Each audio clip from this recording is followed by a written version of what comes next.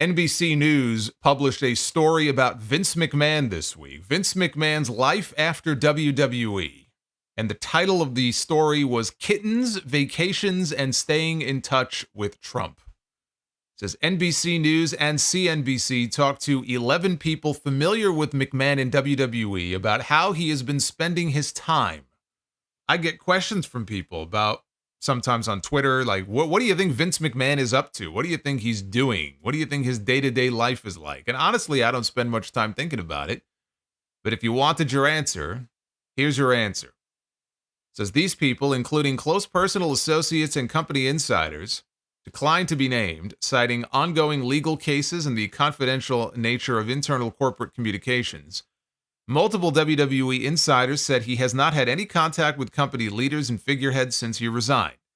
Mark Shapiro, the operating chief of WWE's parent company TKO, said in March that McMahon doesn't work for the company, doesn't come into the office, and he is not coming back to the company.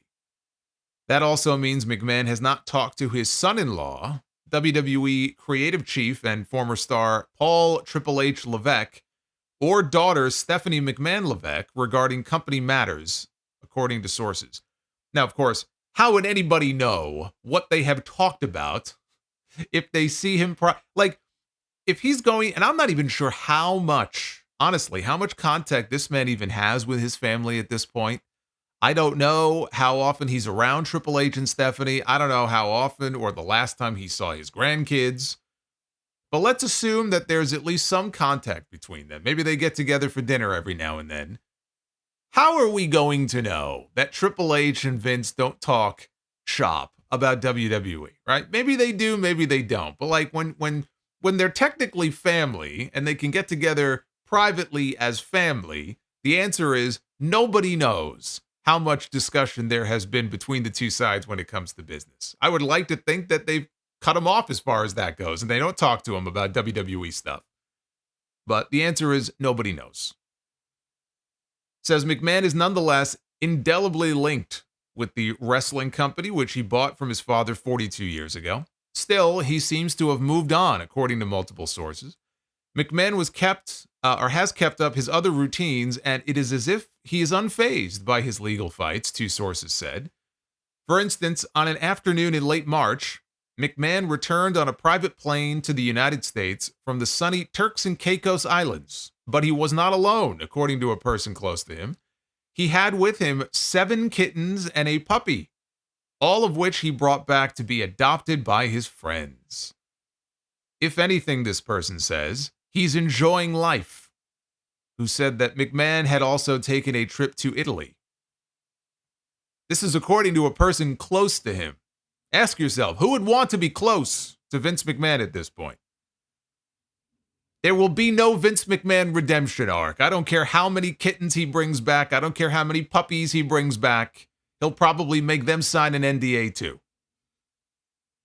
The details of McMahon's life after WWE present a stark contrast to Janelle Grant's accusations, which paint a graphic portrait of a violent and controlling man. In her federal lawsuit filed January 25th, Grant's attorney said that she was the victim of physical and emotional abuse, sexual assault, and trafficking at WWE, naming McMahon and former executive John Laurinaitis. Both men have denied accusations in the suit. The lawsuit also named WWE as a defendant. WWE and its parent company TKO have said that they take Grant's allegations very seriously. Federal investigators seized a phone from McMahon and have been trying to determine whether federal law was broken in the conduct surrounding Grant's allegations. WWE had disclosed last summer that investigators served McMahon with a federal grand jury subpoena and executed a search warrant in July. McMahon is cooperating with authorities, according to one of the people close to him. McMahon believes officials won't bring any charges against him and that Grant's civil case will be settled out of court, said a person close to the former wrestling executive. A spokesperson for Grant's attorney said there have been absolutely no settlement talks with McMahon. And that may well be the case, but again, I just feel like in so many of these cases, there usually is a settlement. If the dollar amount is high enough, again, money talks. And if there were crimes committed here, then I hope that they see this through to the end. But it's hard to believe that this won't ultimately end in some kind of a settlement and people not being allowed to say anything beyond that. But we'll see. While his legal battles persist, McMahon is often ferried by a private driver from his posh Connecticut home to Manhattan, according to one of the sources close to him. There, he eats with friends at restaurants such as the old-school Italian spot Il Tonello on 46th Street. I've eaten at that restaurant. He sees his longtime barber for bi-weekly haircuts and works with his personal trainer multiple times per week. Two other sources, however, say that McMahon has otherwise been quite guarded and often on the phone with his lawyers to map out plans since Grant's lawsuit was made public. McMahon has also talked to Trump. The two billionaires have been in touch regularly, although it is not clear what they have discussed. And then it gets into WrestleMania 40, Stephanie surprising the crowd with an appearance and talking about, her husband, and now it's the Paul Levesque era.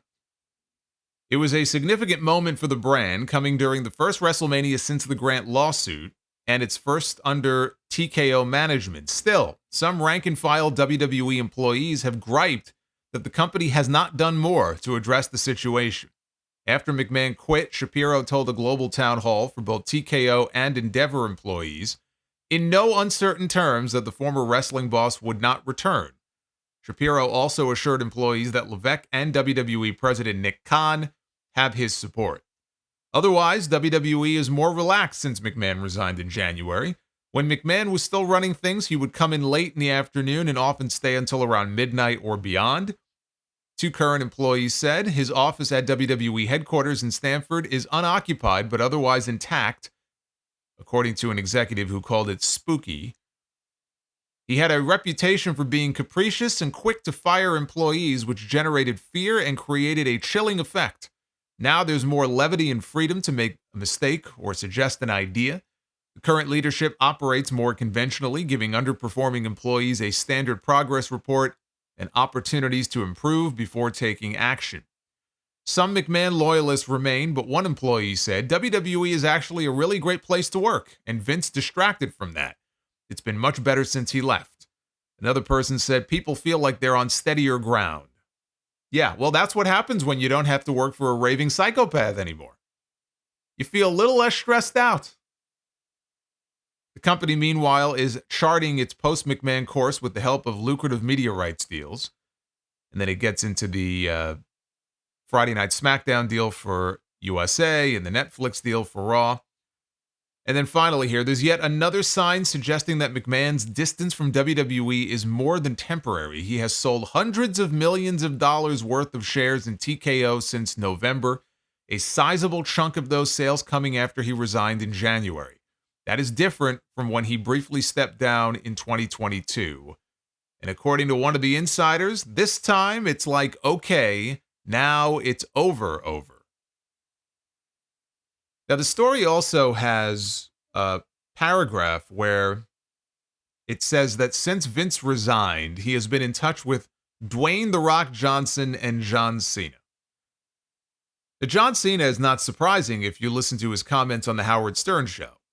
He still considers Vince a good friend. He's standing by him. A spokesperson for Janelle Grant said it is shameful that Mr. Johnson and Mr. Cena would associate themselves with an individual with decades of allegations just like Janelle's. Behind-the-scenes support is louder than any public statement ever could be. Now, there has been a lot of speculation about Vince McMahon possibly starting up a new wrestling promotion. With all of the stock he's been selling, he's got over $1 billion banked just from those stock transactions, and he has put all of his remaining shares in TKO up for sale as of last week. So he will very soon be completely divested from this company. And you have to ask yourself, why? What is he planning? And I saw Dave Meltzer said that if he wanted to start his own company, he wouldn't be able to until early next year, I think January of 2025, because he has a 1-year non-compete. Once the non-compete expires, he's free to do whatever he wants. The man is going to be 79 years old, with some of the worst, most depraved allegations hanging over his head. Still under investigation also by the federal government. When this deal was made with Endeavor, they literally had statements in their SEC filings calling him a liability and saying that he could do damage to their company. Like, they acknowledge that. And that's going to be the same for any company or any network that he wanted to work with. The man is toxic. He's the toxic Avenger. Even his good buddy, Ari Emanuel, had to cut ties and distance himself from him. And Ari is the one who went on CNBC after the deal was announced last year and said, oh, this whole deal was contingent on Vince being a part of it. I wouldn't have done the deal if my good friend didn't come along for the ride. Now he can't push him away fast enough. He's got plenty of money to start up whatever company he wants, but what television network would want to partner with him? He's not going to start up a company unless he gets TV. There's no point in doing that. You think Vince McMahon is going to run an independent promotion? Are we going to be competing with him out here on the East Coast? What advertisers would want to advertise with this man? What names would want to come work for him? I mean, I guess if you pay somebody enough money, anything's possible, but what big names is he going to lure over to come work for him?